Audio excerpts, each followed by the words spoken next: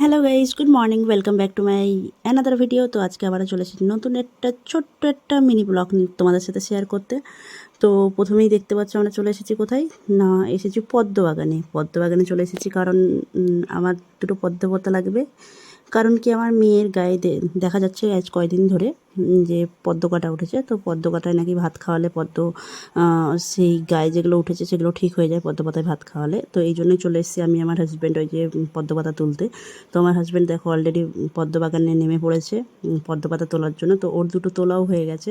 তো খুবই সুন্দর কয়েকটা বেশ ফুলও ফুটে আছে, কারণ এটা সিজন না পদ্ম ফুলের, তবুও আছে কয়েকটা ফুটে। তো এদিকে পদ্ম ফুল ছিল না, তো দূরের দিকে আছে, এই জন্যই আমার হাজব্যান্ড ওই যে দূরের, যেহেতু আমার মেয়ে যেহেতু বায়না করেছে যে পদ্ম ফুল লাগবে, তো দূরে পদ্ম ফুল আছে। আর দেখো জলও অনেকটাই আছে বাগানের মধ্যে, তো অসুবিধা হচ্ছে একটু যাওয়া আসা করতে। তবুও যেহেতু মেয়ে বায়না করেছে পদ্ম ফুল লাগবেই লাগবে, তার জন্য তো আনতেই হবে। এই যে দেখো পদ্ম ফুল তুলে ফেলেছে, ও তুলে ফুলে আবার চলে আসছে।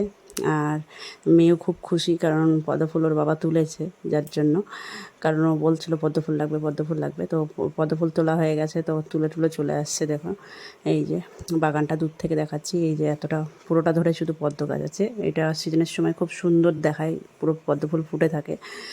তো সকালবেলা এখন বাজে 6:30, তো 6:30টার দিকেই চলে এসেছিলাম পদ্ম বাগানে হাঁটতে হাঁটতে পদ্ম পাতা নিতে। পদ্ম পাতাও তোলা হয়ে গেছে, ফুলও তোলা হয়ে গেছে, এবার বাড়ির দিকে যেতে হবে।